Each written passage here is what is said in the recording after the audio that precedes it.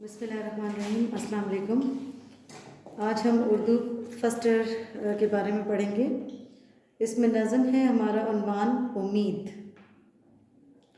امید پہلے آپ دیکھ لیں، اس میں پیٹرن بنا ہوا ہے۔ نظم کا نام لکھیں گے امید، پھر ماخوذ، مسدس، مدجزل اسلام، پھر شاعر کا نام الطاف حسین حالی، پیدائش 1837، وفات 1914۔ تصانیف ان کی مقدمہ شعر و شاعری، حیات جاوید، حیات سعیدی۔ ادبی حیثیت آپ کی کوششوں سے اردو شاعری میں تبدیلی آئی اور مشرقی خیالات کے ساتھ ساتھ مغربی خیالات بھی سامنے آئے۔ آپ نے قومی، سیاسی اور سماجی موضوعات پر نظمیں لکھی۔ اچھا، پھر اس کے الفاظ معنی ہیں۔ کا نام حضرت یعقوب علیہ السلام کا وطن، جسے فلسطین بھی کہتے ہیں۔ ہجرہ جدائی، زندہ قید خانہ، ترایا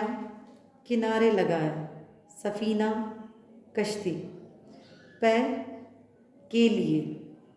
مصائب تکلیف یا مشکلات، اجڑے بگڑ تو،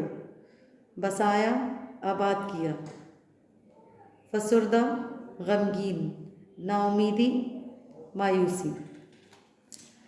ہم پہلے یہ نظم پڑھ لیتے ہیں، اس میں پھر میں آپ کو آج 2 شعر کی تشریح کرواؤں گی۔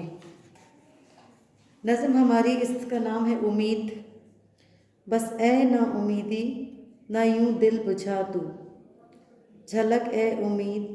اپنی آ کر دکھا تو، ذرا نا امیدوں کی ڈھارس بندھا تو، فرسودہ دلوں کے دل آ کر بڑھا تو، تیرے دم سے مردوں میں جانیں پڑی ہیں، جلی کھیتیاں تو نے سرسبز کی ہیں، سفینہ پے نوح طوفاں میں تو تھی، سکون بخش یعقوب کنا میں تو تھی، زلیخا کی غمخوار ہجرہ میں تو تھی، دل آرام یوسف کی زندہ میں تو تھی، مصائب نے جب آن کر ان کو گھیرا، سہارا وہاں سب کو تھا ایک تیرا، بہت ڈوبتوں کو ترایا ہے تو نے، بگڑتوں کو اکثر بنایا ہے تو نے، اکھڑتے دلوں کو جمایا ہے تو نے، اجڑتے گھروں کو بسایا ہے تو نے، بہت تو نے پستوں کو بالا کیا ہے، اندھیرے میں اکثر اجالا کیا ہے، کبھی تجھ سے ہمت ہے پیرو جواں کی، بندھی تجھ سے ڈھارس ہے خرد و کلا کی، تجھی پہ ہے بنیاد نظم جہاں کی، نہ ہو تو رونق نہ ہو اس دکان کی، تکاپو ہے ہر مرحلے میں تجھی سے، روارو ہے ہر قافلے میں تجھی سے، نوازا بہت بے نوازوں کو تو نے، تونگر بنایا گداؤں کو تو نے، دیا دسترس نارساؤں کو تو نے، کیا بادشاہ ناخداؤں کو تو نے، سکندر کو شانِ کئی تو نے بخشی، کولمبس کو دنیا نئی تو نے بخشی، وہ رہرو نہیں رکھتے جو کوئی ساما، خور و ذات سے جن کا خالی ہے داماں، نہ ساتھی کوئی جس سے منزل ہو آساں، نہ محرم کوئی جو سنے درد پنہاں، تیرے بل پہ خوش خوش ہیں اس طرح جاتے، کہ جا کر خزانے ہیں اب کوئی پاتے، زمیں جوتنے کو جب اٹھتا ہے جوتا، سمے کا گماں تک نہیں جب کہ ہوتا، شب و روز محنت میں ہے جاں کھوتا، مہینوں نہیں پاؤں پھیلا کے سوتا، اگر معجزن اس کے دل میں نہ ہو تو دنیا میں غل بھوک کا 400 ہو، بنے اس سے بھی گر سوا اپنے دم پر، بلاؤں کا ہو سامنا ہر قدم پر، پہاڑ ایک فزوں اور ہو کوہ غم پر، گزرنی ہو جو کچھ گزر جائے ہم پر، نہیں فکر تو دل بڑھاتی ہے جب تک، دماغوں کو بو تیری آتی ہے جب تک۔ یہ آپ کی نظم تھی۔ اس میں ہم پہلے شعر کی تشریح کریں گے۔ بس اے نا امیدی نہ یوں دل بجھا تو، جھلک ہے امید اپنی آخر دکھا تو، ذرا نا امیدوں کی ڈھارس بندھا تو، فرسودہ دلوں کے دل آ کر بڑھا تو، تیرے دم سے مردوں میں جانیں پڑی ہیں، جلی کھیتیاں تو نے سرسبز کی ہیں۔ اس میں الطاف حسین حالی کہتے ہیں، اس بند میں شاعر کہتے ہیں کہ نا امیدی اب بس آ کر میرا دل اور اداس نہ کر، اے امید اب بہت ہو گیا، آ کر اپنی ایک جھلک دکھا جا، تاکہ میرے دل کو سکون ملے، اور جو لوگ نا امید ہو گئے ہیں،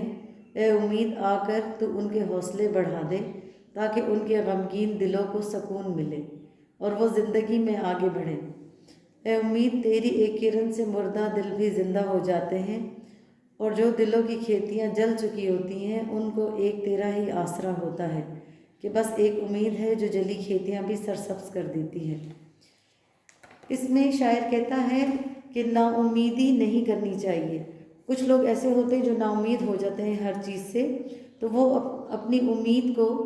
کہتے ہیں کہ بھئی امید اب تم آ کر اپنی ایک جھلک دکھا جاؤ، ایک نظر ہمیں دکھا جاؤ،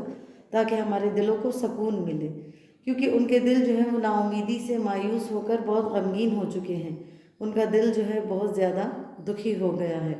تو وہ امید کو کہتا ہے شاعر کہ آ کر اپنی ایک جھلک دکھا جاؤ، تاکہ ہمارے دکھی دلوں کو جو ہے سکون ملے اور زندگی ہماری خوشگوار ہو جائے،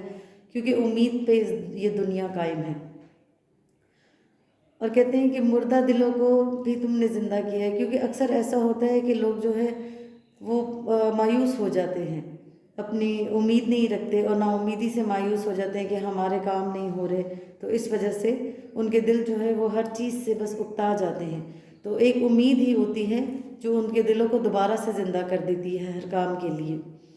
اور دلوں کی کھیتیاں جو جل چکی ہوتی ہیں تو وہ ایک امید ہی کی وجہ سے وہ سرسبز ہو جاتی ہیں، ان کو یہ امید ہوتی ہے کہ آگے ہم بڑھ کر زندگی میں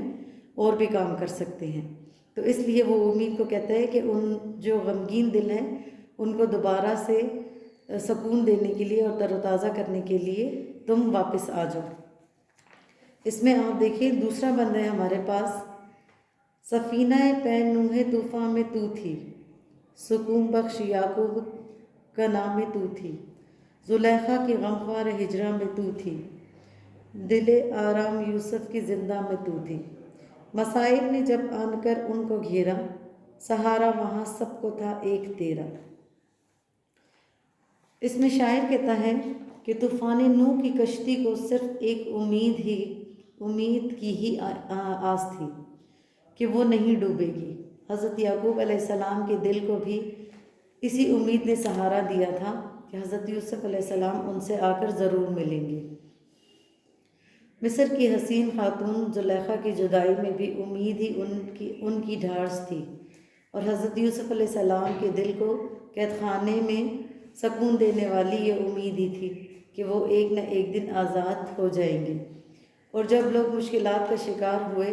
تو ایک امید ہی ایسا سہارا تھی جو سب کے دلوں کو سکون دیتی تھی